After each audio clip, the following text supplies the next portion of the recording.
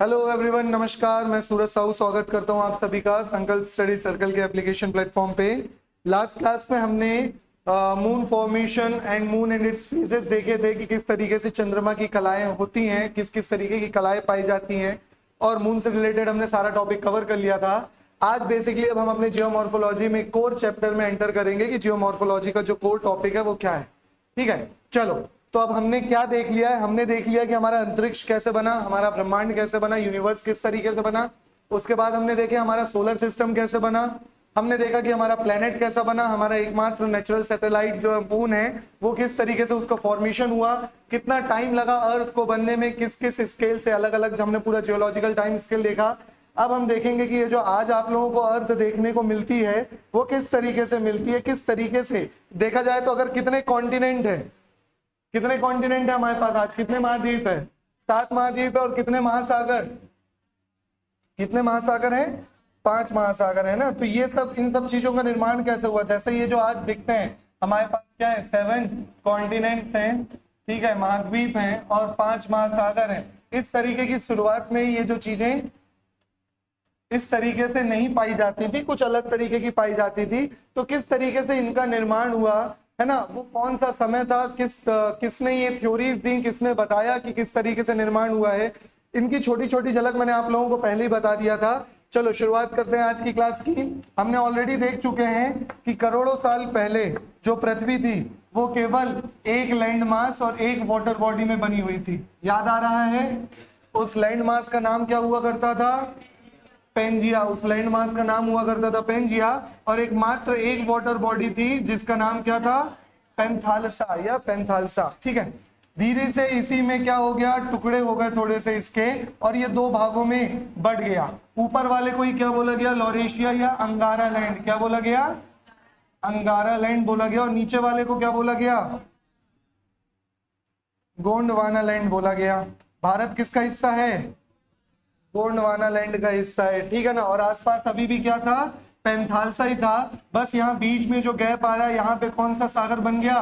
तैतीस सागर बन गया, ठीक है ना, 33 सी बन गया यहाँ पे। फिर धीरे धीरे इन्हीं में टुकड़े हुए तो ये नॉर्थ अमेरिका की तरफ खिसक गया, ये आपका यूरोप बन गया, यहीं से साउथ अमेरिका, यहीं से अफ्रीका, यहीं पे इंडिया, ठीक है, यहीं से इंडिया ऊपर चला गया, ये वाली प्लेट ऑस्ट्रेलिया बन गई, और धीरे से नीचे का एक टुकड़ा क्या बन गया? अंटार्कटिका बन गया। ठीक है, तो इस तरीके से हमारे महाद्वीप जो है, हमारे 7 मेजर जो कॉन्टिनेंट्स पाए जाते हैं, उनका क्या हुआ? उद्गम हुआ, उनका निर्माण हुआ। समझ में आया? यहां तक क्लियर है? इसी चीज को आज डिटेल में देखेंगे कि वो कौन व्यक्ति था जिसने ये सारे सिद्धांत दिया और ये सारी चीजें बताया। ठीक है, तो आज हम अपना क्लास शुरू करेंगे कौन सी? महाद्वीप एवं महासागरों की उत्पत्ति, मतलब किस तरीके से हमारे कॉन्टिनेंट्स बने हैं और किस तरीके से ओशियन बने हैं। ठीक है, तो सबसे पहला पॉइंट यहाँ पे आप लोगों को आता है रिलीफ का। किस चीज का पॉइंट आता है? रिलीफ का। बात करें रिलीफ क्या है, आप लोगों को चोट लगती है तो बोलते हैं ना रिलीफ नहीं है अभी, या डॉक्टर के पास जाते हैं बोलते हैं सर पहले से तो रिलीफ है। रिलीफ मतलब क्या हुआ? आराम, ठीक है, बोला जा सकता है आराम, लेकिन यहाँ पे रिलीफ मतलब आराम नहीं है। यहाँ पे रिलीफ का मतलब है उच्चावच। रिलीफ का मतलब क्या है? उच्चावच, ठीक है ना, जियोग्राफी है ये। यहाँ पे रिलीफ का मतलब, रिलीफ फीचर्स मतलब उच्चावच। ये उच्चावच 3 श्रेणी में पाए जाते हैं, 3 कैटेगरी में पाए जाते हैं। समझ में आ रहा है? रिलीफ फीचर्स क्या हैं? जैसे आपके बॉडी के भी कुछ रिलीफ फीचर्स हैं, आंखें धसी हुई, नाक बाहर निकली, कान बाहर निकले। समझ में आ रहा है ना? ये एक तरीके का क्या है? रिलीफ फीचर्स है। हर किसी के अलग अलग, किसी के गाल अंदर होते हैं, किसी के गाल फूले हुए होते हैं। समझ में आ रहा है ना? ठीक है, तो इसी तरीके से पृथ्वी के भी क्या होते हैं? उच्चावच होते हैं, रिलीफ फीचर्स होते हैं। कितने प्रकार के होते हैं? 3 प्रकार के। नाम कुछ नहीं है, फर्स्ट क्लास या फर्स्ट कैटेगरी, सेकंड कैटेगरी और थर्ड कैटेगरी में बांटा जाता है इनको। ठीक है, प्रथम श्रेणी के उच्चावच, द्वितीय श्रेणी के उच्चावच और तृतीय श्रेणी के उच्चावच। डायरेक्ट क्वेश्चन आता है कि इनमें से कौन से आपके प्रथम श्रेणी के उच्चावच हैं, कौन से द्वितीय श्रेणी के उच्चावच हैं और कौन से तृतीय श्रेणी के उच्चावच हैं। याद रखना बहुत आसान है। प्रथम श्रेणी के उच्चावच हैं जो भी आपके प्रथम श्रेणी वाले फर्स्ट कैटेगरी के उच्चावच में कौन कौन आते हैं? कॉन्टिनेंट्स एंड ओशियंस, मतलब जितने भी आपके जो द्वीप हैं, महाद्वीप हैं और महासागर है। फर्स्ट क्लास में कौन से आते हैं? महाद्वीप और महासागर। फिर आप लोगों को 4 चीजें देखने को मिलती हैं। क्या क्या? माउंटेन, प्लेट्यू, प्लेन है ना, और उसके बाद क्या मिलता है, ट्रेंचेस वगैरह, सीज वगैरह की जो चीजें मिलती है। तो ये सारी चीज क्या है, माउंटेन मतलब आपके जितने भी पर्वत श्रेणी हो गए, द्वितीय में यही सब आएंगे, जितने भी पर्वत हो गए वो सब किस में आएंगे, सेकंड क्लास में आएंगे। पर्वत के बाद पठार, पठार मतलब क्या हो गया, प्लेट्यूज,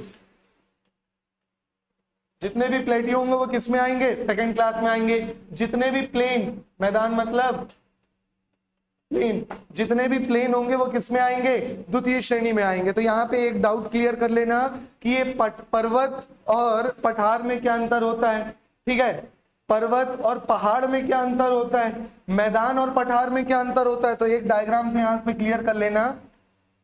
ऐसा कोई हिली टॉप है ना, ट्रायंगुलर शेप में अगर कोई हिली टॉप है तो यही क्या कहलाता है, आपका माउंटेन कहलाता है, ठीक है ना। लेकिन माउंटेन होने के साथ शर्त यह है कि इसकी हाइट कितनी होनी चाहिए, लगभग 1000 मीटर के ऊपर होनी चाहिए। कितनी ऊपर होनी चाहिए, 1000 मीटर के ऊपर। 1000 मीटर से अगर बड़ा है तो वह क्या कहलाएगा, माउंटेन। लेकिन अगर इसी से छोटा है तो वही क्या कहला जाएगा, हिल कहला जाएगा। समझ में आ रहा है, हिल स्टेशन जाते हो ना, है ना, तो हिल स्टेशन अलग से है, माउंटेन अलग बोला जाता है। तो अंतर बस किसका है, हाइट का है, ठीक है। अब इसी माउंटेन को बीच से काट दिया जाए, समझ लो यहीं से काट दें, ठीक है, यही अगर कट जाए तो कुछ इस तरीके का फीचर बनेगा, ठीक है, जो होगा इस तरीके से, मतलब थोड़ा सा उठा हुआ होगा धरातल से, और एक तरफ से क्या होगा, फ्लैट का फीचर होगा, जिसमें उसी को बोला जाता है क्या, प्लेट्यू। इसी को क्या बोला जाता है, पठार बोला जाता है। इसी को हम बोलते हैं पठार, है ना। और प्लेन्स क्या है, ऐसा। अब देखो इसको मैंने इस लाइन के ऊपर बनाया, ये लाइन कौन सी आपकी, 1000 मीटर वाली लाइन है, ठीक है ना। और अगर यही 1000 मीटर के नीचे है, ठीक है, तो इन्हीं को आप क्या बोल दोगे, प्लेन बोल दोगे। अरे समझ में आ रहा है, यहीं पे इन तीनों टॉपिक में जो डिफरेंस है चारों में वो क्लियर कर लेना, ठीक है ना। क्या डिफरेंस है, बस इतना ही है, हाइट का।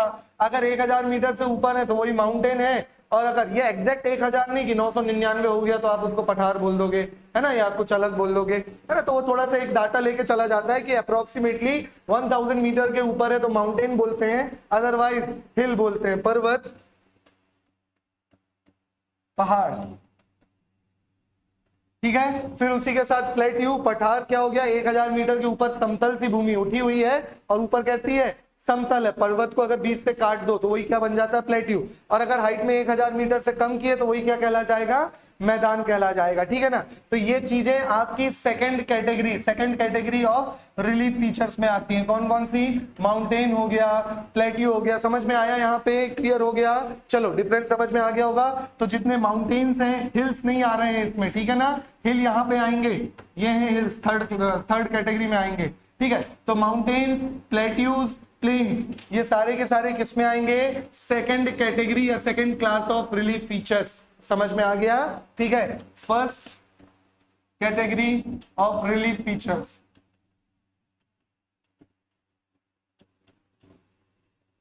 ठीक है, ये है सेकंड कैटेगरी या सेकंड क्लास बोल लिया जाता है। इसी को क्या बोलते हैं, थर्ड कैटेगरी या third class of relief features. जो बच गई सारी चीजें किस में आएंगी, थर्ड क्लास। घाटियां मतलब वैलीज, जितनी भी वैलीज हैं आपकी, ठीक है। हिल्स, प्रपात मतलब वाटरफॉल, झीलें, लेक्स वगैरह। डेल्टा को डेल्टा ही बोलते हैं, ठीक है।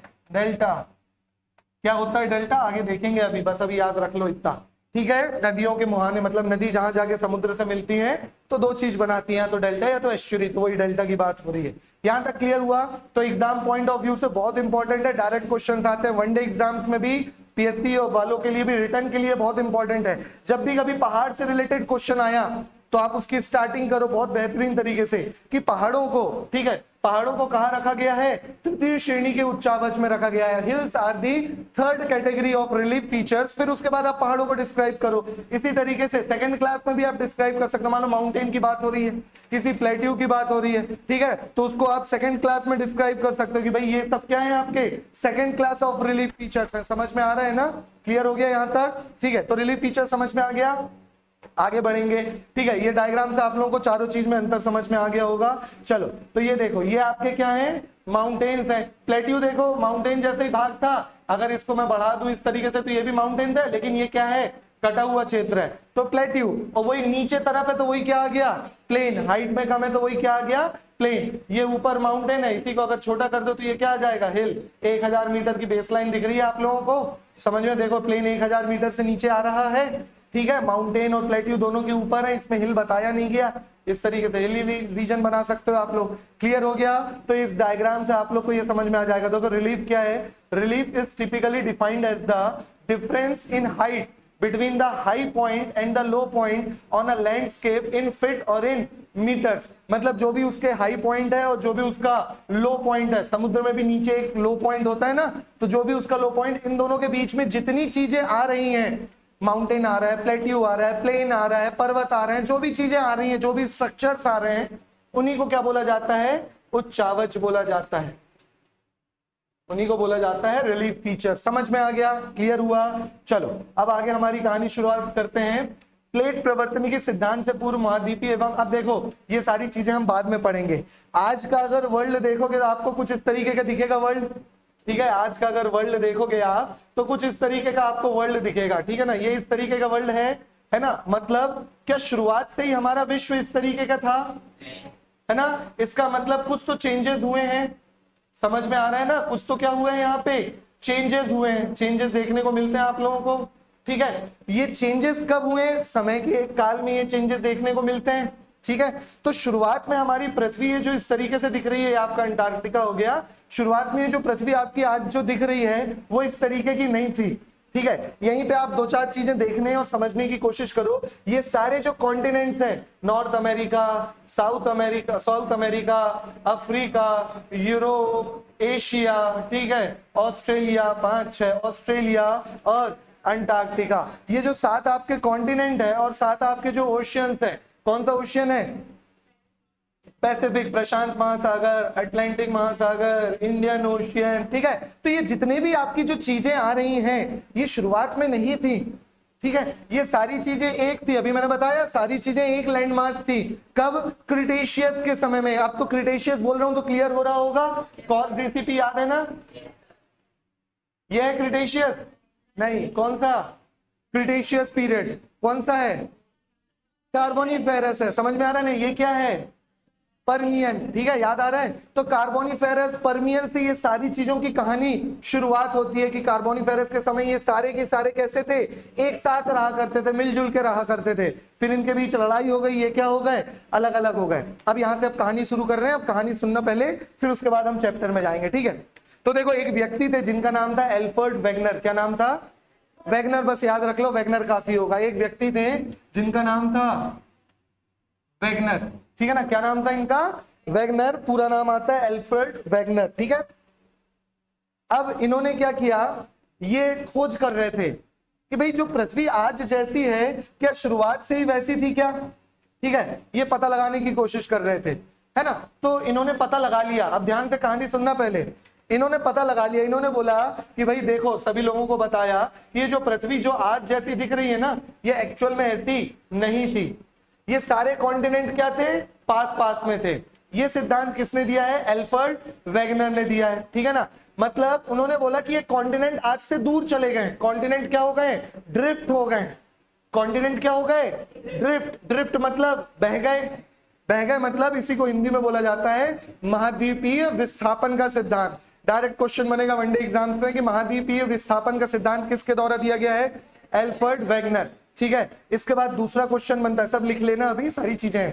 दूसरा क्वेश्चन क्या बनता है कि इन्होंने क्या क्या फैक्ट्स दिया। भाई मैं बोल रहा हूं कि पृथ्वी गोल नहीं रेक्टेंगल है, तो मुझे कुछ फैक्ट्स भी तो देने पड़ेंगे, है ना। उसी तरीके से वेगनर से भी पूछा गया कि सर आप बोल रहे हो सारे कॉन्टिनेंट्स एक साथ थे, तो कोई रीजन तो दो, है ना, कोई वाजिब सा फैक्ट तो दो। तो उन्होंने बोले देखो हम फैक्ट दिखाते हैं आपको, ठीक है। अगर आप इस अफ्रीका को यहाँ आके एडजस्ट करोगे तो एकदम एग्जैक्ट फिट हो जाएगा, समझ में आ रहा है ना। ये इंडिया को यहाँ पे सेट कर दोगे, इस तरीके से इंडिया सेट हो जाएगा, और यहाँ पे ये क्या सेट हो जाएगा, आपका ऑस्ट्रेलिया सेट हो जाएगा। समझ में आ रहा है ना, यहाँ पे क्या सेट हो जाएगा, ऑस्ट्रेलिया। इन लोगों को भी कुछ अगर पास में लाओगे तो ये भी आपस में क्या हो जाएंगे, जुड़ जाएंगे। इसका मतलब ये जितनी आपकी बाउंड्री लाइंस हैं ये सब जिगसॉ फिट में है। किस फिट में है, जिगसॉ फिट। मतलब इनको एक दूसरे के आसपास लेके आओगे तो ये एक दूसरे से क्या हो जाएंगे, एक दूसरे के साथ सेट हो जाएंगे, फिक्स हो जाएंगे, कुछ इस तरीके से। समझ में आ रहा है ना? जितनी भी बाउंड्रीज हैं आपकी उन सबको पास मिलाओगे। पहला इन्होंने फैक्ट दिया, दूसरा फैक्ट क्या दिया, पहले कहानी समझ लो फिर आराम से देखेंगे। तो पहला फैक्ट इन्होंने ये बता दिया, दूसरा इन्होंने बताया कि भाई साहब ये जो यहाँ पे जो जानवर पाए जा रहे हैं वही यहाँ पे पाए गए, यहाँ पे जो मिनरल्स पाए जा रहे हैं, खनिज जो पाए जा रहे हैं वही यहाँ पे पाए गए हैं। यहाँ की जो पर्वतों की जो एज है वही एज यहाँ के पर्वतों की चीजों की पाई गई है। ऐसा कैसे हो सकता है? और ये कोई छोटे मोटे जानवर थोड़ी थे, या कोई ऐसे जानवर नहीं थे जो 7 समुंदर पार पीछे पीछे चले गए। समझ में आ रहा है ना? क्लियर हो रहा है? तो ये बहुत बड़े बड़े मैमल्स थे जो तैर के जाने में असमर्थ थे, है ना? इसका मतलब क्या होता है कि ये सिर्फ चीज यहां भी फॉलो हुई है, यहां भी फॉलो हुई है। समझ में आ रहा है ना? इसका मतलब कभी ना कभी ये कॉन्टिनेंट्स पास में थे, तभी ना जो खनिज यहां पाया गया वही खनिज यहां पाया गया, जो जानवरों के फॉसिल्स यहां मिले, जीवाश्म मिले, वही जानवरों के जीवाश्म यहां मिले हैं, जो हमें एज मिली है यहाँ के जीवाश्म की, पत्थरों की, चट्टानों की, वही एज इस क्षेत्र में मिलती है ना? इसी तरीके से यहाँ की चीजें सिमिलर मिलती है। तो ऐसा कैसे हो सकता है? ऐसा तभी हो सकता है जब ये चीजें आपस में कैसी हैं, आसपास थी, कभी ना कभी तो आसपास थी। समझ में आ गया? यहां तक क्लियर हुआ? तब उन्होंने बताया कि भाई देखो, लाखों करोड़ों साल पहले हमारा जो पृथ्वी थी वो किस तरीके की थी, एक लैंडमास थी जिसको हम क्या बोलते थे, पेंजिया बोलते थे। इस लैंडमास को क्या बोला जाता था, पेंजिया बोला जाता था।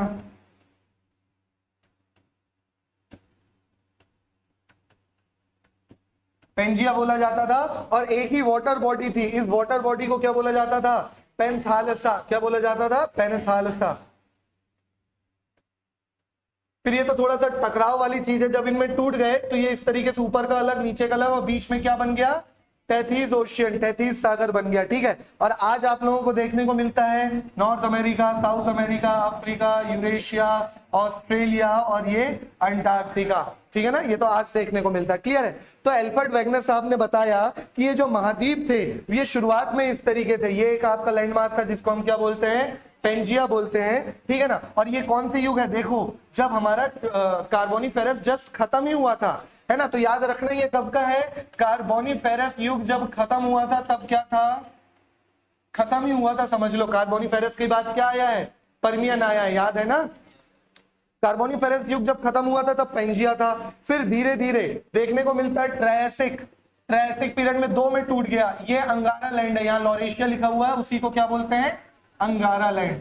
ठीक है? ऊपर वाला अंगारा लैंड, नीचे क्या है, ये गोंडवाना। 2 में टूट गया। ठीक है? ट्रायसिक के बाद जुरैसिक आया, तो यहाँ पे आप लोगों को अलग अलग क्षेत्र दिख रहे हैं। ये बन रहा है आपका साउथ अमेरिका, ये बन गया है आपका अफ्रीका, ये क्या बन गया है यहाँ पे, अफ्रीका बन रहा है। ये यहाँ पे देखो, ये क्या बन रहा है, अफ्रीका। ये रहा हमारा इंडिया, पूरा इंडिया नहीं, केवल पेनिनसुलर इंडिया, केवल प्रायद्वीपीय भारत। ठीक है? ये रहा आपका नॉर्थ अमेरिका। ठीक है? और ये रहा आपका यूरोप और एशिया वाला क्षेत्र। ठीक है? यहीं से टूट के ये बना ऑस्ट्रेलिया, और यही वाला लैंड नीचे आ गया जो बनेगा क्या, आपका अंटार्कटिका। समझ में आया है? देखो यहाँ पे ये इंडिया ऊपर खिसकते हुए दिख रहा है। ठीक है? ये नॉर्थ अमेरिका इधर, साउथ अमेरिका इधर, अफ्रीका इधर, और ये इससे टूट रहा है ऑस्ट्रेलिया। ये धीरे से ऑस्ट्रेलिया इधर खिसक गया, और ये आपका क्या रह गया, अंटार्कटिका रह गया। समझ में आ रहा है? तो ये प्रेजेंट डेज, आज के समय की ये पृथ्वी है ना, north America, south America, Africa, Europe, Asia, Australia और ये अंटार्कटिका। क्लियर हुआ? तो ये थोड़ा सा टाइमलाइन याद रखना। कार्बोनिफेरस के समय से ये कहानी शुरुआत हुई, और सीक्वेंस से मिलता है। पर्मियन में पूरा पेंजिया मिलेगा आप लोगों को, फिर ट्रायसिक, जुरैसिक, क्रिटेशियस। ट्रायसिक में 2, अंगारा और गोंडवाना, है ना? जुरैसिक में इन्हीं अंदर के दोनों में अंदर अंदर पार्ट हो गए, और यहाँ पे टेथीस सी दिख रहा है, ये टेथीस सी का निर्माण हो चुका है। यहाँ पे किसका निर्माण हो चुका है, टेथीस। यही जाके स्क्वीज कर देगा टेथीस सी को, ये पूरा टेथीस सागर है। ठीक है? और यहाँ देखो ये इंडिया जाके चिपक गया है, टेथीस का नामो निशान मिटा दिया गया। समझ में आ रहा है? क्लियर हो गया? ये पूरा इंडियन ओशन बन गया, और इसी के साथ साथ आपके इंडियन ओशन भी बन रहे थे। समझ में आ रहा है ना? इंडियन ओशन, बाकी पैसिफिक, अंटार्कटिक वगैरह सारे ओशंस बन रहे थे। ठीक है? चलो, तो ये सारी चीजें बताई किसने, एल्फ्रेड वेगनर ने। इन्होंने बोला ये देखो, इनको अगर आप इस तरीके से एडजस्ट करते हो तो ये आपस में बढ़िया से जिक्सॉ फिट में सेट हो जाएंगे। दिख रहे हैं सेट होते हुए? क्लियर है? और यही अफ्रीका तो इधर गया है। ठीक है ना? यही अफ्रीका कहां चला गया, इधर। ये देखो, ये आपस में क्या हो जाते, बहुत बेहतरीन तरीके से सेट हो जाते। तो ये रीजंस बता रहा हूं मैं आप लोगों को। ठीक है ना? ये देखो, इस डायग्राम से दिख रहा है ना, साउथ अमेरिका किसके साथ फिक्स हो गया, अफ्रीका के साथ, ठीक है। ये रहा हमारा इंडिया, दिख रहा है ना, पेनिनसुलर इंडिया। ये है आपका ऑस्ट्रेलिया, यही खिसक खिसक के ऑस्ट्रेलिया। ये नीचे प्लेट चली गई और क्या बन गया, अंटार्कटिका बन गया। ये वाली प्लेट नीचे चली गई और क्या बन गया, अंटार्कटिका। क्लियर हो रहा है, समझ में आ गया, ठीक है यहां तक, है ना। चलो आगे देखें, ठीक है। तो किसने बताया ये सिद्धांत, एल्फर्ड वेगनर ने बताया कि भाई ये सारी, पहला पॉइंट मैंने क्या बताया, पहला पॉइंट था कि आपके जितने भी लैंडमास हैं सब आपस में एक दूसरे के साथ क्या हो रहे हैं, जिगसॉ फिट हो रहे हैं, ठीक है यहां तक।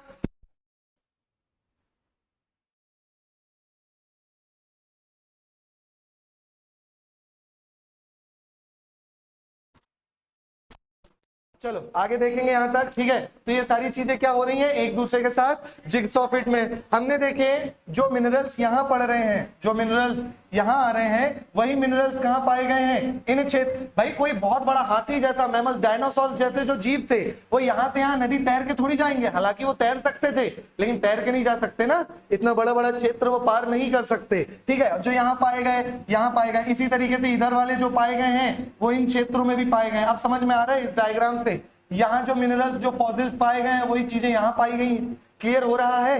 तो ये सारी चीजें बताई किसने, एल्फर्ड वेगनर ने, कि यहाँ पे जो चीजें मिली है वही यहाँ पे चीजें पाई गई हैं। फिर वो चाहे मिनरल्स हो, चाहे फॉसिल्स हो, चाहे वे किसी भी तरीके के एनिमल्स के फॉसिल्स हो, ये देखो इस तरीके की चीजें। और इनमें इतनी खासियत नहीं थी कि इतनी लंबी लंबी दूरी को क्या करें, तैर के जा सके, ठीक है। फॉसिल्स पाए गए हैं वनस्पतियों के, बहुत सारे अलग अलग मिनरल्स के, जानवरों के फॉसिल्स पाए गए हैं, बड़े बड़े फॉसिल्स रिमेन्स ऑफ बड़े बड़े जो ट्रायसिक टाइम पे जो जानवर मिला करते थे। अच्छा देखो ये पीरियड भी कौन सा है, ट्रायसिक जुरासिक वाला ही पीरियड है। उस समय बड़े बड़े मैमल्स हुआ करते थे हमारे पास, ठीक है। तो ये सारा सिद्धांत किसने दिया था, एल्फर्ड वेगनर ने दिया था, ठीक है। अब यहां तक की कहानी समझ में आ गई क्या, ठीक है। एल्फर्ड वेगनर ने क्या समझा दिया, एल्फर्ड वेगनर ने समझा दिया कि ये महाद्वीप साथ में थे, है ना। थ्योरी का जो उन्होंने पीछे का रीजन दिया, बहुत बेहतरीन रीजन दिया, ठीक है, कि भाई मिनरल्स पाए गए हैं, ऐसा ऐसा, ये जीवाश्म पाए गए हैं, ये फॉसिल्स पाए गए हैं, एज सिमिलर मिलती है, सब समझ गए, सब मान ली गई बात, एकदम सही है। अब बात आती है क्यों, ठीक है ना, क्यों बात आ जाती है, क्यों, ठीक है। चलो अब क्यों की जब बात आती है कि ये महाद्वीपियों का विस्थापन हुआ क्यों, यहां पे एल्फर्ड वेगनर चूक गए। समझ में आ रहा है ना, यहां पे एल्फर्ड वेगनर ने एक्सप्लेन नहीं कर पाए कि महाद्वीपीय ये जो है इनमें विस्थापन क्यों हो रहा है। समझ में आ रही है बात। उन्होंने बोला कि नॉर्थ पोल और साउथ पोल के ग्रेविटेशन के कारण ये जो कॉन्टिनेंट्स है ये आपस में एक दूसरे से दूर खिंच गए। बोले चलो मान लिए कि नॉर्थ में जो खिसके हैं और जो साउथ में खिसका है वो ग्रेविटेशन, नॉर्थ पोल और साउथ पोल के ग्रेविटेशन के कारण, लेकिन इधर क्यों खिसक रहे हैं, ठीक है। तो उन्होंने बोला कि इधर जो खिसकने का रीजन है वो है टाइडल फोर्स, जॉरीय बल। अभी आप लोग टाइड के बारे में नहीं पढ़े हो, लेकिन बस इतना जान लो कि जॉरीय बल, एल्फर्ड वेगनर ने बोला जॉरीय बल। लेकिन ये दो जगह पे वो मार खा गए। उन्होंने बहुत बेहतरीन सिद्धांत दिया, एकदम सही सिद्धांत दिया कि महाद्वीप का विस्थापन हो रहा है, लेकिन वो ये बताने में फेल हो गए कि क्यों हो रहा है, उसके पीछे का रीजन नहीं बता पाए। उसके पीछे का रीजन फिर उसके बाद दूसरे लोग जब आए तो उन्होंने बताया कि प्लेट टेक्टोनिक, अंदर ये जो धरातल है ये क्या है, प्लेट्स में बनी, और ये प्लेट्स एक दूसरे में क्या है, बह रही है, तैर रही हैं। समझ में आ रहा है ना। ये सिद्धांत तो बाद में दिया गया, लेकिन इन्होंने जो सिद्धांत दिया था, इन्होंने बोला कॉन्टिनेंट्स एक दूसरे के पहले पास में थे, फिर कॉन्टिनेंट्स क्या हो गए, ड्रिफ्ट होते चले गए। यहां तक समझ में आया। और जब ड्रिफ्ट हो गए तो इसका वो रीजन नहीं बता पाए। तो एल्फर्ड वेगनर की कॉन्टिनेंटल ड्रिफ्ट की थ्योरी पूरी समझ में आई। अगर मैं बोलूं कि कॉन्टिनेंटल ड्रिफ्ट हुआ था, इसकी क्या पीछे के साक्ष्य हैं, सोर्सेस क्या हैं, तो क्या क्या बताओगे, फॉसिल्स, जो फॉसिल्स यहाँ है, जीवाश्म जो यहाँ है वही वहां मिले हैं। दूसरा क्या, हाँ मिनरल्स बोल रहे हो, ठीक है, तो मिनरल्स। दूसरा क्या है, मिनरल्स, जो मिनरल्स यहाँ पाए गए हैं एक तरफ के ईस्ट में, वही दूसरे बेल्ट के वेस्ट में पाए जा रहे हैं। तीसरा माउंटेन्स की एज, जो यहाँ की माउंटेन्स या जो भी मिनरल्स की जो यहाँ पे एज पाई जा रही है, रॉक्स वगैरह की, वही एज यहाँ पे भी पाई जा रही है। तीसरा मतलब चौथा जो भी, हाँ जिगसॉ फिट, जिगजैग मोशन में ये क्या हो रहे हैं, एक दूसरे के फिट हो जा रहे हैं, ठीक है ना, कि एक दूसरे से क्या हो जा रहे हैं, फिट हो जा रहे हैं। तो ये सारी चीजें एनिमल्स के फॉसिल्स मिनरल्स में पाए गए हैं। तो ये सारी चीजें से यह पता चलता है कि ये कॉन्टिनेंट्स क्या थे, एक साथ थे और धीरे धीरे क्या हो गए, अलग हो गए। लेकिन जो फेमस थ्योरी है, जो साक्ष्य सही माने गए हैं, वो है एल्फ्रेड वेगनर का कॉन्टिनेंटल ड्रिफ्ट थ्योरी, ठीक है। इसके अलावा और कोई सिद्धांत सही नहीं माना गया है, लेकिन ट्राई बहुतों ने किया था, ठीक है।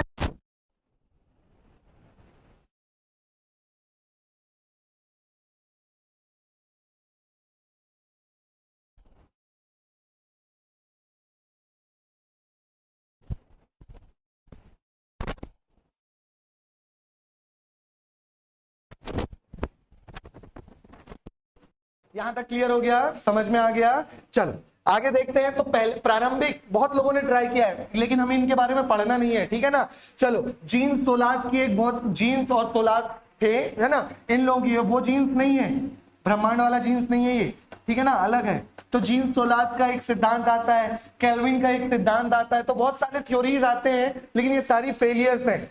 मान्य किसका किया गया है, वेगनर का, ठीक है। विस्थापन पर आधारित मत कौन सा है, वेगनर का। तो केवल और केवल वेगनर का ही सिद्धांत हमें पढ़ना है, बाकी थ्योरीज तो बहुत सारी आती है, लेकिन जिनके बारे में हमें ध्यान नहीं देना है। एक दो नाम याद रख लो कि कभी लिखने वालों के लिए ये नाम इंपॉर्टेंट होते हैं, जो भी रिटर्न एग्जाम्स देंगे उनके लिए, कि केल्विन का एक सिद्धांत आता है और जीन्स और सोलेस का एक सिद्धांत आता है, लेकिन ये यूनिवर्सल एक्सेप्टेड नहीं है। यूनिवर्सली एक्सेप्टेड किसका सिद्धांत हुआ, वेगनर का सिद्धांत हुआ। और वेगनर ने कौन सा सिद्धांत दिया था, कॉन्टिनेंटल ड्रिफ्ट थ्योरी। इन्होंने जो थ्योरी दी थी वो कौन सी थी, महाद्वीपीय विस्थापन की। भैया ये जो महाद्वीप है ये आपस में क्या हो रहा है, विस्थापन हो रहा है। तो हेडिंग डालोगे कॉन्टिनेंटल ड्रिफ्ट थ्योरी, किसके द्वारा दी गई, एल्फ्रेड वेगनर के द्वारा, ठीक है ना। एल्फ्रेड वेगनर के द्वारा यह सिद्धांत दिया गया। नाम इंपॉर्टेंट है, ईयर भी इंपॉर्टेंट है, 1920। कब दिया गया है, 1920 में दिया गया है। क्लियर हो रहा है। चलो ठीक है, प्रस्तुत किया गया था उनके अनुसार कौन से युग में, बता रहा हूं मैं कौन सा युग है ये, कार्बोनिक। जो मैंने कहानी बोली है वही कहानी आएगी, ठीक है। कार्बोनिक, अब वो रीजन बताने में फेल हो गए ना कि क्यों विस्थापन हो रहा है, रीजन अभी देखेंगे, अभी वहां तक छोड़ दो, बस एल्फ्रेड वेगनर का चैप्टर क्लोज करो अभी, ठीक है ना। तो कार्बोनिफेरस युग में पृथ्वी का सभी स्थलखंड आपस में क्या थे, जुड़े हुए थे। इस जुड़े हुए भाग को क्या बोला जाता था, और पूरा वाटर बॉडी को क्या बोला जाता था, पेंथालिसा, ठीक है ना। चलो कौन से समय में, ये वाले कार्बोनिफेरस, समझ में आ रहा है ना। फिर धीरे धीरे ये सारी चीजें क्या होंगी, अलग होंगी। ये वाला डायग्राम हमने देख चुके हैं, याद हो चुका होगा अभी तक। चलो अंतिम ट्रायसिक युग में, कार्बोनिफेरस के बाद पर्मियन, पर्मियन में भी पेंजिया रहा, पर्मियन के बाद टर्शरी आया, टर्शरी क्वार्टरनरी, मतलब पर्मियन के बाद मीसोजोइक, मीसोजोइक में टर्शरी, सॉरी कौन कौन से, ट्रायसिक, जुरैसिक, क्रिटेशियस, ठीक है ना। तो देखो यहाँ पे अंतिम ट्रायसिक युग में पेंजिया में क्या हो गया, टूट गया। पेंजिया का क्या हो गया, विभाजन हो गया। उत्तरी भाग को क्या बोला जाता है, लॉरेशिया। जितनी स्पीड में लिख सकते हो लिख लो, ठीक है ना। बाकी अब पहले कहानी सुना दी हूं, अब बस वही चीज देख रहे हैं हम। इसी को क्या बोला जाता है, अंगारा लैंड भी इसी को बोला जाता है, अंगारा लैंड। और नीचे वाले भाग को क्या बोला जाता है, गोंडवाना लैंड। नीचे वाले भाग को क्या बोला जाता था, गोंडवाना। भारत कहां का हिस्सा, उत्तरी भारत, अरे उत्तरी भारत है दक्षिणी भारत, कौन सा है गोंडवाना का हिस्सा, दक्षिणी भारत। पेनिनसुलर इंडिया, प्रायद्वीपीय भारत कहां का हिस्सा है, गोंडवाना। इस समय उत्तरी भारत था क्या, था ही नहीं, वो तो बना है जब इंडिया जाके टकराया है, ठीक है ना। देखोगे आप लोग जब प्लेट पढ़ोगे, ठीक है। पेंजिया के टूटने के कारण गुरुत्व, प्लवनशीलता तथा ज्वारीय बल, ये दिया था किसने, एल्फ्रेड वेगनर ने, कि ये टूटने का कारण क्या था, गुरुत्व बल मतलब ग्रेविटेशनल फोर्स, और दूसरा ज्वारीय बल मतलब टाइडल फोर्स, ठीक है। लेकिन ये एक्सेप्टेबल नहीं था, ये जो रीजन दिया उसने वो मान्य नहीं हुआ, ठीक है। इन दोनों अंगारा लैंड तथा गोंडवाना के बीच उतला संकीर्ण महासागर खुला। अंगारा लैंड और गोंडवाना के बीच क्या बना, अरे बोलो ना, 33 सागर। लिखना बंद कर दो, मिल जाएगा, या तो पीडीएफ में डालूंगा, आप लोग यहीं देख के लिख लो फिर, ठीक है ना।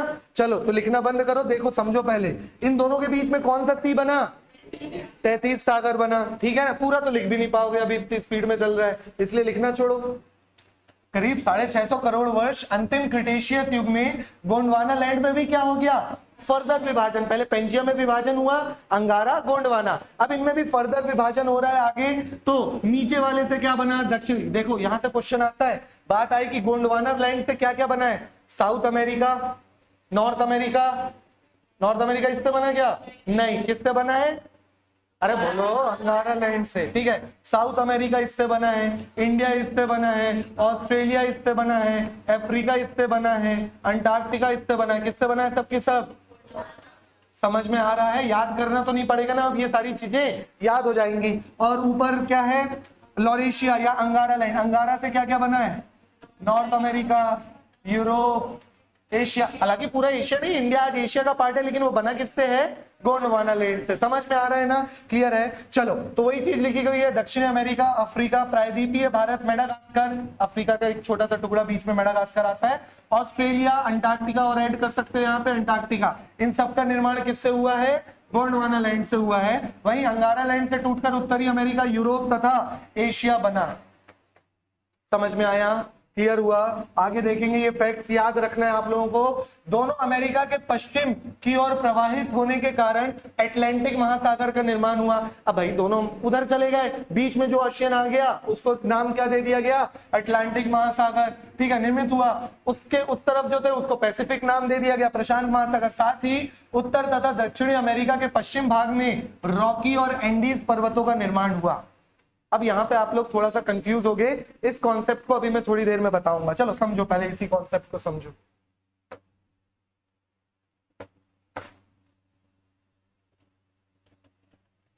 समझना थोड़ा सा है ना।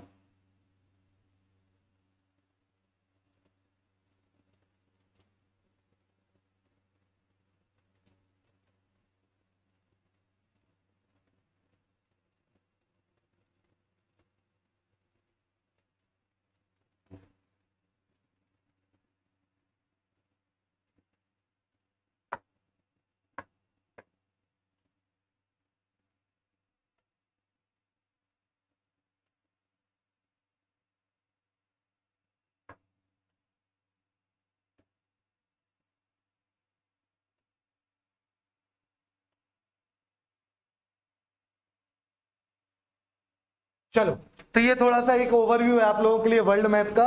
अब यहाँ पे समझो, ये हमारा कौन सा लैंड है, नॉर्थ अमेरिका कॉन्टिनेंट है ये ये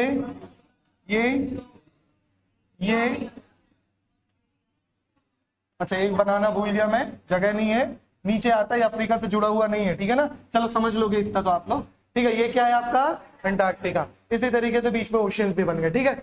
अब यहाँ पे रॉकीज और एंडीज माउंटेन्स मिलते हैं, ठीक है ना। अब यहाँ पे दूसरी स्टोरी चल रही है, एल्फ्रेड वेगनर का सिद्धांत समझ में आ गया है, थोड़ा सा आगे बढ़ो, ठीक है। अब इन्होंने क्या बोला है, एल्फ्रेड वेगनर ने क्या बोला, आप लोगों का अर्थ के अंदर का स्ट्रक्चर अगर थोड़ा सा भी पता है तो हम थोड़ा सा इसको कॉन्सेप्ट वाइज समझेंगे, ठीक है ना, समझने की कोशिश करना। अगर ये अर्थ है और अगर ये अर्थ समझ लो एक केक है और इस केक से मैं एक स्लाइस निकालता हूं, है ना, तो ये स्लाइस कुछ इस तरीके की आएगी। अरे समझ में आ गया।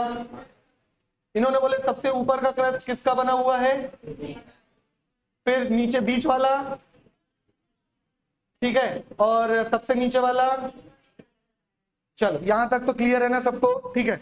इन्होंने बोला कि सीमा सियाल के ऊपर सियाल सीमा के ऊपर तैर रहा है, मतलब ये ऊपर वाली परपटी है, भू परपटी जिसे क्रस्ट बोलते हैं, ये तैर रहा है किसके ऊपर, सीमा के ऊपर। और समुद्र का जो तल है, समुद्र का भी तो एक तल होता है, ठीक है, जैसे धरातल होता है वैसे जल का भी तल होता है। तो समुद्र का जो तल है वो सब किससे मिलके बना हुआ है, सीमा से मिलके बना हुआ है। अब एल्फ्रेड वेगनर एक और जगह फंसे थे, समझना, ठीक है। इन्होंने तो बोला कि महाद्वीप का विस्थापन हो रहा है, सीमा तैर रहा है किससे, सियाल से, है ना। तो इनसे क्वेश्चन पूछा गया, बोले जब तैर रहा है तो बताओ ये रॉकीज माउंटेन्स और एंडीज माउंटेन्स किस तरीके से बने।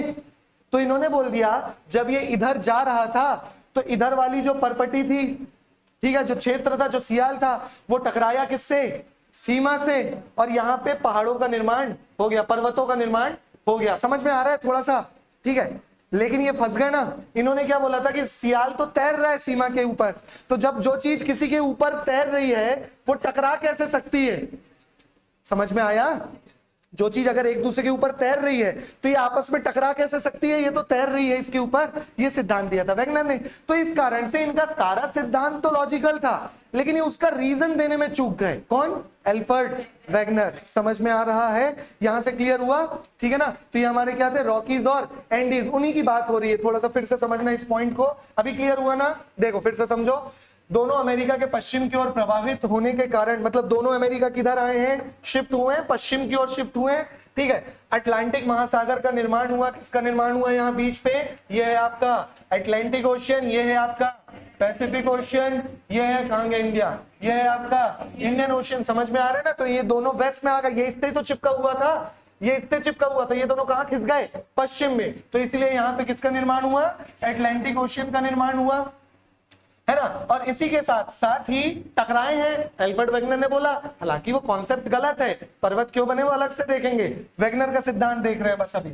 साथ ही उत्तर तथा दक्षिण अमेरिका के पश्चिम भाग में, उत्तर तथा दक्षिण अमेरिका के पश्चिम भाग में, देखो हमने कहा बनाए हैं, यही है ना पश्चिम भाग, ये ईस्ट ये वेस्ट। समझ में आ रहा है ना?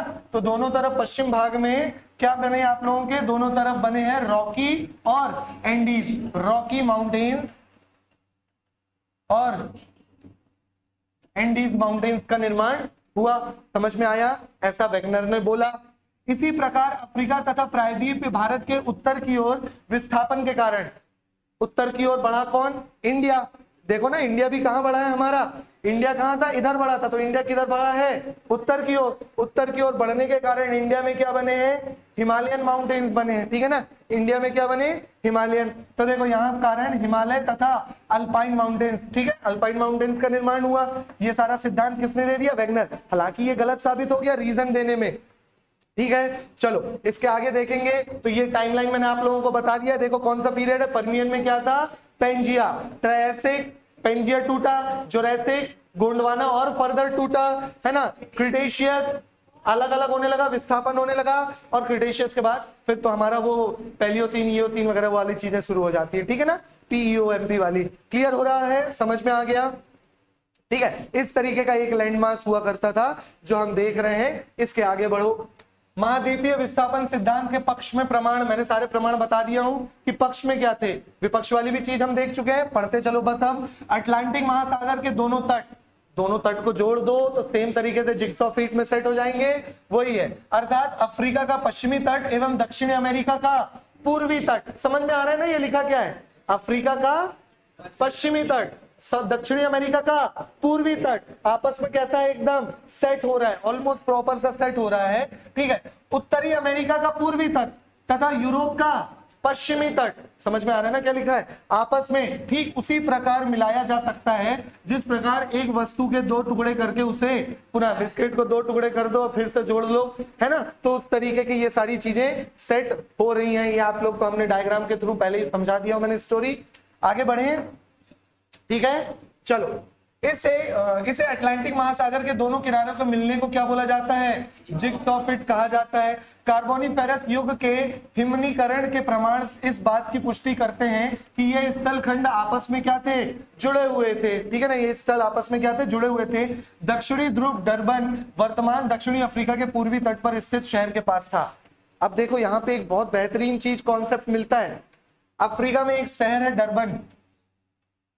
ठीक है ना, क्या है? डरबन। इस डरबन में बर्फ पाई गई है, हिमयुग पाया गया है। सोच सकते हो? कैसे सोच सकते हो? ये तो भाई 30-40 डिग्री के समय इतना गर्म रहता है ये क्षेत्र, यहाँ पे बर्फ कैसे? है ना। लेकिन एक टाइम पे ये अंटार्कटिका वाला क्षेत्र था, है ना। तो टूट के ये अंटार्कटिका अलग हो गया और डरबन वहां ऊपर रह गया। समझ में आ रहा है ना? तो ये भी एक प्रूफ है, ठीक है, कि इस क्षेत्र में पाया गया। देखो वर्तमान में कहा? दक्षिणी अफ्रीका के पूर्वी तट पर स्थित शहर है। कौन सा? डरबन। इसमें क्या पाया गया है? हिमनीकरण, हिम वाली चीजें पाई गई है। इसका मतलब ये होता है कि कभी ना कभी ये साथ में था और ये शिफ्ट हो गया कहां? इस तरफ शिफ्ट हो गया। क्लियर हो गया? आगे देखते हैं। दोनों तटों के भूवैज्ञानिक इतिहास, भूवैज्ञानिक इतिहास मतलब जियोलॉजिकल हिस्ट्री जो है, जो भी फॉसिल्स पाए गए वगैरह वगैरह वो सब क्या पाए गए? सेम पाए गए। एवं भौतिक संरचना, जिस तरीके की चीजें मिली है, मतलब जो रॉक्स यहाँ है वही यहाँ, जो मिनरल्स यहाँ पाए गए वही मिनरल्स वहां पाए गए। समझ में आ रहा है? ठीक है, में भी क्या पाई गई है, समानता। हाल ही की अवधि में विकसित हुई रेडियो डेटिंग वाली जो मेथड है, इस पद्धति ने विशाल महासागरों में विभिन्न महाद्वीपों से चट्टानों के गठन को सह संबंध, मतलब इन दोनों के बीच रिलेशनशिप निकाला, तो इधर की चट्टानों की एज उधर की चट्टानों की एज की क्या पा रही थी, सिमिलर पाई जा रही थी। क्योंकि ठीक है, कैसी पाई जा रही थी, सेम पाई जा रही थी कि दोनों की एज में कोई डिफरेंस नहीं है, 1-2 साल 2-4 साल का अंतर आ रहा है। ठीक है, ये वाला डायग्राम भी हम देख चुके हैं। जब समुद्री बाधाओं के दोनों तरफ जमीन पर या ताजे पानी में रहने के लिए अनुकूलित पौधे और जानवरों की समान प्रजाति पाए जाते हैं, ऐसे विस्तार के लेखांकन के लिए समस्या उत्पन्न होती है। अब भैया ये जानवर, अच्छा चलो ये डायग्राम है तो ठीक है, चलो दिख रहा है, बहुत बड़े बड़े जीव हैं, कैसे जा सकते हैं 7 समुंदर पार में तेरे पीछे पीछे आ गया वाला केस यहाँ नहीं हो सकता। समझ में आ रहा है ना? तो जो जानवर यहाँ पाए गए वही यहाँ पाए गए, ये फूल पत्ती बनी है, जो मिनरल्स यहाँ पाए गए हैं वही मिनरल्स यहाँ पाए गए। ठीक है ना, जो फॉसिल्स इधर पाए गए वही इधर पाए गए, एज सेम पाई गई है। तो ये सारी चीजें साक्ष्य बताती है कि भैया ये इतनी बड़ी चीजें, इतना बड़ा बड़ा महासागर तैर के नहीं जा सकती थी। इसका मतलब ये सारी चीजें क्या थी, पास पास में थी, अब दूर दूर हो गई हैं। ठीक है, ये सारी चीजें देखो, फॉसिल्स रिमेन, ठीक, फॉसिल्स जो भी आपके जीवाश्म पाए गए, इन जानवरों के fossils, fossils of the fern, पेड़ पौधों के fossils, evidence of the Triassic land reptile Lystrosaurus, ठीक है, कोई डायनासोर का नाम है ना। तो ये इस तरीके की चीजें, ये सब पास पास में थी, तभी तो ये जंप करके इधर आ सकते थे, अदरवाइज इन लोग के बस की बात नहीं थी इतना बड़ा बड़ा पार करना। ठीक है, चलो इन्होंने रीजंस क्या बताया, फोर्स फॉर ड्रिफ्टिंग, रीजन क्या बताया इन्होंने, कारण क्या बताया कि ये ड्रिफ्ट हो क्यों रहा है। तो रीजन में इन्होंने बताया, एल्फ्रेड वेगनर ने सुझाव दिया कि महाद्वीपीय विस्थापन के संचलन के लिए उत्तरदायी कारक क्या है, 2 बताया मैंने। एक है ग्रेविटेशनल फोर्स, एक क्या है आपका, ग्रेविटेशनल फोर्स,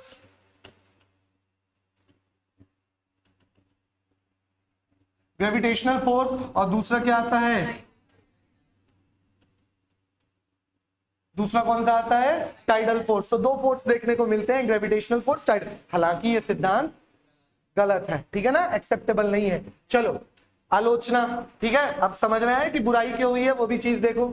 वेगनर द्वारा महाद्वीपियों के प्रवाह के लिए जिस बल की कल्पना की गई है, जो वेगनर ने, हालांकि वेगनर 10-20 साल और जिंदा रहते तो हो सकता है वो भी सही चीज दे देते, है ना। हाँ, वह वास्तविकता से नहीं हो सकता, ऐसा वास्तविकता नहीं कि नॉर्थ साउथ जा रहा है, इधर क्यों जा रहा है।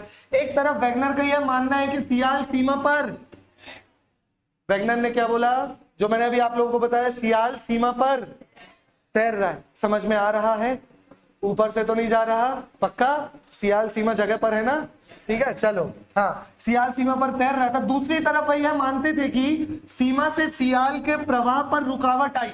वो जो मैंने बताया एंडीज और रॉकीज क्या बने, उन्होंने बोले कि जब नॉर्थ अमेरिका साउथ अमेरिका पश्चिम की ओर जा रहे थे तो सीमा से टकरा गए।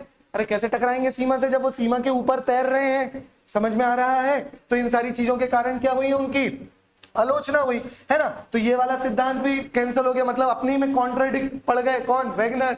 इन आलोचनाओं के बावजूद इस सिद्धांत के द्वारा अनेक भूगोलिक एवं भूवैज्ञानिक समस्याओं को हल में मदद मिलती है। इसका मतलब क्या है कि भले उन्होंने रीजन नहीं बता पाए, लेकिन लॉजिक उन्होंने प्रॉपर दिए थे, है ना। उन्होंने फैक्ट भी सही दे दिए थे कि क्यों बोल रहे हो हम पास में है, तो उन्होंने उसका सोर्सेस भी सही बता दिए थे, बस रीजन ही नहीं बता पाए ना बेचारे व्यक्ति, ठीक है।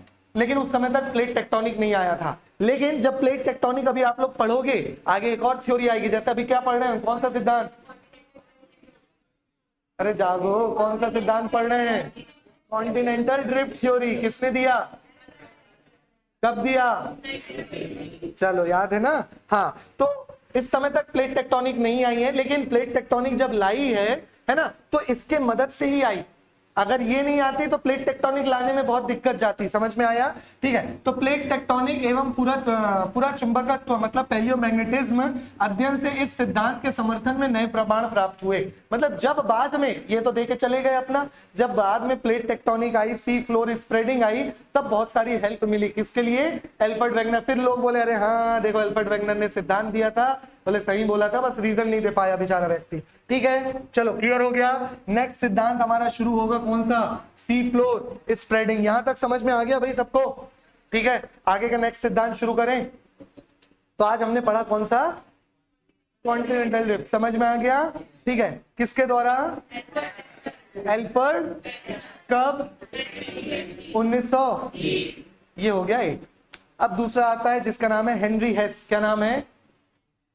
अरे याद रह लेगा, ठीक है, हेनरी हेस लिखा होगा आगे, अभी यही याद करते चलो, ठीक है। नाम क्या है? ठीक है, हेनरी हेस ने एक सिद्धांत दिया।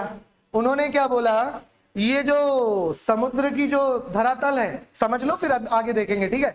समुद्र का धरातल फैल रहा है, बढ़ रहा है, ठीक है, समझना। क्या बोला हेनरी हेस ने कि ये जो समुद्र का धरातल है ये क्या हो रहा है? बढ़ रहा है। मतलब ये अटलांटिक ओशन है, इसका ये जो धरातल है, ये धरातल क्या हो रहा है? बढ़ रहा है। जब ये धरातल बढ़ रहा है तो आपस वाले लोगों को धक्का देते हुए जाएगा। अरे धक्का देगा, धक्का देगा तो ये यहां शिफ्ट होगा, ये यहां शिफ्ट होगा, लेकिन ऐसा हो नहीं रहा है। समझ में आ रहा है ना? एल्फ्रेड वेगनर ने क्या बोला कि भैया ये जो ओशियंस का जो धरातल है ये ताजा होते जा रहा है। सी फ्लोर क्या हो रहा है? स्प्रेड हो रहा है। सी का फ्लोर स्प्रेड, स्प्रेड समझते हो क्या? फैल रहा है, ठीक है ना। रीजन सब बाद में देखेंगे, लेकिन फैलने का आजू बाजू की चीजों को धक्का देगा ना। अगर मैं यहां से बढ़ूंगा तो मैं इसको धक्का दूंगा, समझ में आ रहा है? तो ये चीज विस्थापन होंगी, तो ये जो धक्का हम दे रहे हैं उससे ये चीजों का, जैसे मैं मान लो मैं अटलांटिक ओशियन हूं, मैं इधर धक्का दे रहा हूं तो साउथ अमेरिका उधर खिसक जाना चाहिए था। खिसक रहा है क्या? नहीं खिसक रहा। इसी तरीके से अफ्रीका भी उधर खिसक जाना चाहिए था, ठीक है ना। तो साउथ अमेरिका इधर, अफ्रीका इधर, लेकिन ये खिसक तो रहा नहीं है। समझ में आया? देखो एक एक करके किस तरीके से एक दूसरे की थ्योरी से मदद मिलेगी वो अभी देखना, समझते चलना, ठीक है। तो इन्होंने बोला कि ये जो धक्का जो हो रहा है वो बहुत स्पीड से नहीं हो रहा है, कोई डांस स्टेप नहीं इधर इधर फटाफट चल रही है। 1 सेंटीमीटर करीब एक साल में 0.9 या 1.1 एक एवरेज मान लो। 1 सेंटीमीटर कितना? अगर एक दिन में भी 1 सेंटीमीटर, समझ पा रहे हो? 1 सेंटीमीटर कितना? इतना सा। एक दिन में भी अगर ये आप देखो ना कि 1 सेंटीमीटर खिसकता है तो देख नहीं पाओगे। और ये तो सी का फ्लोर है, समुद्र का फ्लोर है, समझ में आ रहा है ना? महासागर का फ्लोर है। ये 1 सेंटीमीटर खिसका कब खिसका पता भी नहीं चलेगा। और एक साल में कितना खिसक रहा है? 1 सेंटीमीटर क्या हो रहा है? विस्थापन। समझ में आया? सी फ्लोर स्प्रेडिंग क्या है? 1 सेंटीमीटर, एग्जैक्ट नहीं कि एक साल में एक ही खिसकेगा, ना कम ना ज्यादा, एक एवरेज की, हाँ 1 सेंटीमीटर के आसपास, ठीक है। चलो, ये सिद्धांत किसने दिया? हेनरी हेस ने दिया। कैसे? वो देखो यहां पे देखो, समुद्र के धरातल में, ठीक है ना, इस तरीके का कुछ लावा उत्सर्जित हो रहा है, ठीक है ना। क्या उत्सर्जन हो रहा है? लावा का उत्सर्जन हो रहा है, ठीक है। चलो आप समझो, यहां समुद्र के धरातल में इस तरीके का, ये देखो ये लावा निकल रहा है, ठीक है ना। यहां से क्या निकला? लावा निकला। ऊपर पानी है, निकला, निकल के क्या हो गया? ठंडा हो गया। अब निकल के एक ही तरफ थोड़ी बहेगा, निकल के दोनों तरफ बहेगा ना। निकल के क्या हो गया? ठंडा हो गया। फिर कुछ समय बाद निकला, 1 साल, 2 साल, 10 साल, 100 साल, करोड़ साल, ठीक है। यहाँ पे तो 100-200 साल को तो बच्चा समझा जाता है, ठीक है। फिर निकला दूसरा लावा, निकला दूसरी लेयर का लावा निकला, और यहां तक आके ठंडा हो गया। फिर निकला, फिर तीसरी लेयर का लावा निकला। समझ पा रहे हो थोड़ा सा कुछ? क्या समझ रहे हो? हाँ, धीरे धीरे लेयर बढ़ रही है, और लेयर बढ़ने के साथ साथ एक और चीज कुछ दिख रही है, क्या? विस्थापन हो रहा है। और कुछ अलग अलग लेयर में, लेयर क्यों बनाया मैंने अलग अलग कलर में? क्यों? क्योंकि जब समुद्र वाले लोगों ने, मतलब जो इन्होंने, जब साइंटिस्ट लोगों ने जब यहाँ की स्टडी की तो उन्होंने बोला कि ये वाली जो चीज है, मान लो मैं इसको x1 x2 नाम दे देता हूं, ठीक है ना। x1 x2, दूसरा कौन सा है? y1 y2, ठीक है। तीसरा कौन सा है? z1 z2, ठीक है। यहीं तक लो, बाकी और ले सकते हो a1 b1 c1, ठीक है। जब जियोलॉजिस्ट लोगों ने यहाँ के से रॉक या जो भी मिनरल मटेरियल जो लेके आया और रेडियो डेटिंग से उसकी जब एज निकाली गई ना, तो ये x1 y1 से अलग एज थी, ठीक है। मतलब x1 अलग समय में बना और y1 इसी तरीके से z1 भी, और नाम दे दो जितना नाम देना, वो सब अलग अलग समय में बना। लेकिन इस x1 की एज किससे सिमिलर थी? x2 से। ये x1 की एज किससे सिमिलर थी? y1 की एज किससे सिमिलर थी? y2 से। और इस z1 की एज किससे सिमिलर थी? तो कुछ समझ में आ रहा है क्या हो रहा है? मतलब जब ये वाले माउंटेन्स बने हैं, ठीक है, कुछ अच्छा, इनमें से यंगेस्ट कौन से? अपने बुद्धि लगाओ और बताओ इनमें यंगेस्ट कौन से, ओल्डेस्ट कौन से? ये 3 में बता दो, x1 y1 z1, youngest oldest. z1 youngest, ठीक है। चलो समझना, आपके शरीर से ब्लड निकल रहा है, इस तरीके से समझो, ठीक है। यहां तक ज्यादा दूर, मतलब यहां इस पॉइंट पे ब्लड निकल रहा है ना, तो ब्लड निकल के आसपास ही जम जाएगा। फिर मैंने वहीं पे फिर मैंने और कट कर दिया, तो फिर और आसपास ही जमेगा कि दूर बहेगा? बहेगा, आसपास ही जमेगा। यहां जाके जमेगा कि वहीं जमेगा? वहीं जम। देखो नहीं समझ पा रहे हो, समझ थोड़ी सी कोशिश करना। लावा ठंडा जल्दी होगा क्योंकि अब पानी में आ चुका है, तो यहां पे आके क्या हो गया? ठंडा हो गया। जब दोबारा निकलेगा तो उसके लिए उसको मतलब थोड़ी है, ऐसा थोड़ी निकल के यहां से थोड़ी बहना शुरू करेगा, वो तो यहीं से बहना शुरू हो रहा है ना। समझ में आ रहा है? यहीं से ना बहना शुरू करेगा कि वो वेट करेगा, नहीं यहाँ पिछली बार बहे थे, अगली बार यहां से बहेंगे, ऐसा होगा क्या? वो यहीं से बहना शुरू हो जाएगा ना। तो इधर तरफ आप लोग ये देखो, इस तरीके से थोड़ा ऊंचा, मान लो ज्यादा लावा निकला तब वो थोड़ा यहां तक बहेगा, ज्यादा आपने कट कर दिया तब थोड़ा एक्स्ट्रा बहेगा, नहीं तो वो वहीं जम जाएगा ब्लड हमारा, है ना। और ज्यादा अगली बार, तो ये इस तरीके से आप लोग के माउंटेन से थोड़े से बनते चले जाएंगे। इसी को बोला जाता है ओशियनिक रिज। क्या बोला जाता है? रिज। अब बताओ यंगेस्ट कौन से होंगे? हाँ, ओशियनिक रिज। अब बताओ यंगेस्ट कौन से होंगे? जब जब लावा निकलेगा तब तब ताजा मटेरियल यहाँ पे आके जमा हो जाएगा, है ना। अब वो साइंटिस्ट लोग अंदर तक की मिट्टी थोड़ी निकालेंगे, तो ऊपर का मटेरियल ले जाके एज नापेंगे, समझ में आ रहा? और यहाँ पे भी क्या बनेगा? रिज बनता चला जाएगा। कटक, इन्हीं को बोलते हैं कटक, समुद्री कटक, टाइटैनिक डूबी कटक के कारण। समझ में आ रहा है ना? बड़े बड़े ऐसे पहाड़, आप लोगों को कटक का अगर डायग्राम होगा तो अभी दिखाता हूँ, ठीक है ना। क्या बन जाते हैं? बहुत बड़े बड़े कटक बन जाते हैं। चलो ये इधर से देख के समझो थोड़ा। ये देख रहे हैं मिड एटलांटिक, एटलांटिक है ये, एटलांटिक नहीं है, मिड एटलांटिक रिज। यहाँ पे ज्वालामुखी निकल रहा था, तो यहीं पे क्या बन गया? पूरा माउंटेन सा बना दिख रहा है, सीमा। और ये सी फ्लोर क्या हो रहा है? स्प्रेड बन रहा है। तो जब जब लावा निकलेगा तो पहले तो यहीं जमेगा, तो ये हमेशा कैसे पाए जाएंगे? यंगेस्ट, मतलब जवान, नौजवान रहेंगे। ये है ओल्डर, और सबसे दूर में जाओगे वो क्या आ जाएंगे? ओल्डेस्ट आ जाएंगे। समझ में आ रहा है? यहाँ कोई लावा निकलेगा तो यहाँ भी वैसा हो जाएगा, यहाँ यंगेस्ट, यहाँ ओल्डर और यहाँ ओल्डेस्ट। समझ में आ रहा है भाई? क्लियर हो रही है ये सारी चीजें? तो यंगर, ओल्डर, ओल्डेस्ट, यहां से क्वेश्चन बनता है, ये भी ध्यान रखना। और ये सी फ्लोर क्या हो रहा है? स्प्रेड हो रहा है, ठीक है। समझ में आ गया? ये सी फ्लोर क्या हो रहा है आप लोगों का? स्प्रेड हो रहा है, ठीक है। यहाँ पे देखो अच्छे से थोड़ा समझ में आ जाएगा। इसी तरीके के माउंटेन थोड़ा आप लोगों को कहाँ मिलते हैं? यहाँ ओशियन के बीच में मिलते हैं, इन्हीं को बोला जाता है मिड ओशियनिक रिजेस। इन्हीं को क्या बोला जाता है? कटक बोला जाता है, मिड ओशियनिक रिजेस बोला जाता है, क्योंकि यहाँ से लावा ऊपर जा रहा है। समझ में आया? ठीक है। ये आपका क्रस्ट देखने के लिए ओशियनिक वाला क्रस्ट हो गया, ये लिथोस्फीयर वाली चीज है, ठीक है। समझ में आया? ठीक है ना। तो ये सब हमारी चीजें किस में आती है? यहाँ पे देखो, यहाँ पे और थोड़ा सा आप लोग को दिखेगा। ये देखो यहाँ पे था ओल्डर ओशियन, यहाँ पे आपका क्या हुआ? ये लावा ऊपर निकलना शुरू हुआ, तो इस तरीके की ये माउंटेन्स दिखने लगे। फॉर्मेशन ऑफ वैलीज अलग अलग तरीके से, रैपिंग स्ट्रेचिंग ऑफ कॉन्टिनेंट। ये कॉन्टिनेंट क्या होगा आप लोग का? फैलेगा। अभी तक यहाँ तक बताओ, यहाँ तक समझ में आ गया ना? कॉन्टिनेंटल किस तरीके से जो सी फ्लोर है वो क्या हो रहा है? स्प्रेड हो रहा है। वापस आ जाओ, चलो समझ में आ गया। तो ये सिद्धांत किसके द्वारा दिया गया था? हेनरी हेस की। ये जो सी फ्लोर है आपके वो क्या हो रहे हैं? स्प्रेड हो रहे हैं। आगे बढ़े, अब समझ में आ गया। चलो, महाद्वीपीय प्रवाह सिद्धांत, मतलब जो कॉन्टिनेंटल ड्रिफ्ट थ्योरी थी, इसके बाद के अध्ययनों ने महत्वपूर्ण जानकारी प्रस्तुत की।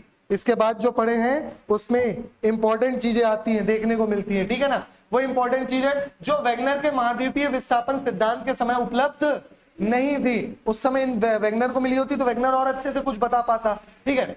चट्टानों के पूरा चुंबकीय अध्ययन, मतलब मैग्नेटिक इफेक्ट्स जो पाए गए हैं चट्टानों में वो, और महासागरीय तल के मानचित्रण ने विशेष रूप से निम्न तथ्यों को उजागर किया। मतलब जो सी फ्लोर है उन्होंने अलग अलग चीजें बताई। यह देखा गया कि महासागरीय कटकों, कटक मतलब वही ओशियनिक जो रिज है, के साथ साथ इनके साथ ज्वालामुखीय उद्गार सामान्य क्रिया है। मतलब जहां रिज पाए गए हैं ना, वहां पे बेस में वॉल्केनिक एक्टिविटीज देखी गई है, ठीक है। इन्हीं वॉल्केनिक एक्टिविटीज से अर्थक्वेक आते हैं और इन्हीं अर्थक्वेक से सुनामी जन्म लेती है। वो अलग टॉपिक, अलग देखेंगे, ठीक है। बस अभी समझ लो क्रिया है। और ये उद्गार इस क्षेत्र में बहुत बड़ी मात्रा में लावा बाहर निकालते हैं, ठीक है ना। सियाल से नहीं निकल रहा है, जो कहां से निकला? मेंटल, सी फ्लोर मेंटल तरफ समझ लो, सीमा, ठीक है। और मेंटल के नीचे क्या है? कोर। और कोर किस स्टेट में है?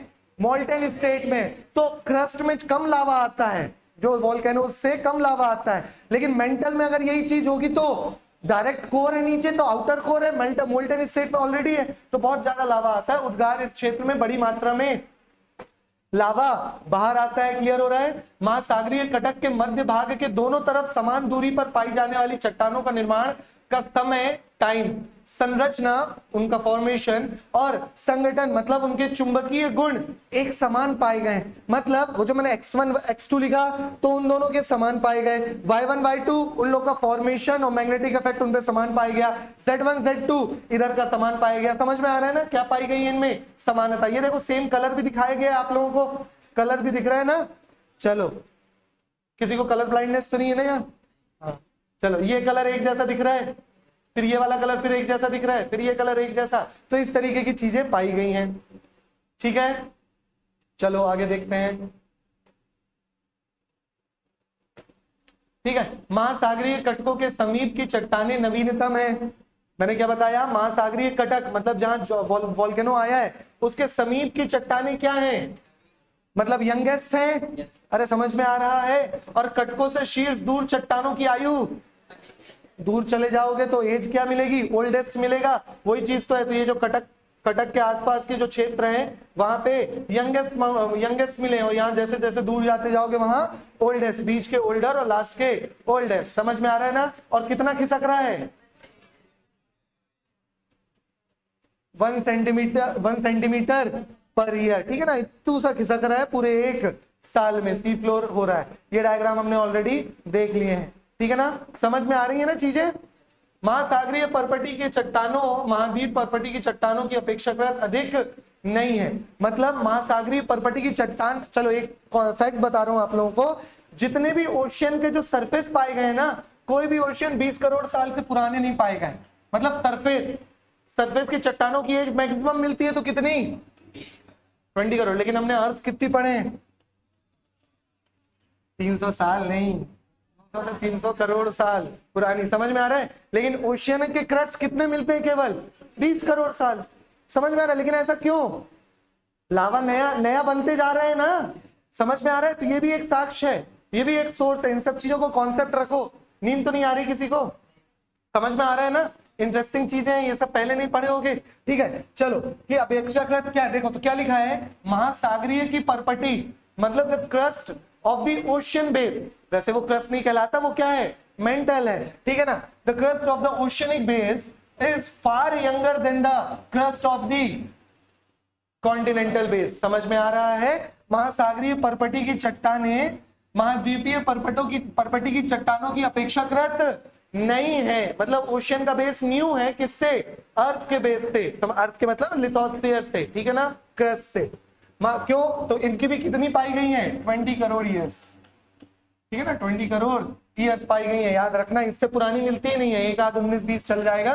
महासागरीय परपटी की चट्टानें कार्य लिखा कितने भी कहीं भी 20 करोड़ वर्ष से अधिक पुरानी नहीं पाई जाती है। ठीक है ना, कहीं भी 20 करोड़ वर्ष से अधिक पुरानी नहीं पाई जाती है। उसका रीजन क्यों है, क्योंकि भाई सी फ्लोर हर वक्त क्या हो रहा है, लावा निकल रहा है, वो स्प्रेड होता चला जा रहा है। ठीक है, इन तथ्यों और मध्य सागरीय कटकों के दोनों तरफ की चट्टानों के चुंबकीय गुणों के विश्लेषण के आधार पर किसने, हेनरी हेस ने। पूरा नाम क्या है, हेनरी हेस ने कब, वो कब आया था, 19 एक परिकल्पना प्रस्तुत की जिसे सागरीय अधस्तल विस्तार मतलब सी फ्लोर स्प्रेडिंग के नाम से जाना जाता है। ये सारी चीज हम क्या पढ़ रहे हैं, सी फ्लोर स्प्रेडिंग। समझ में आ गया।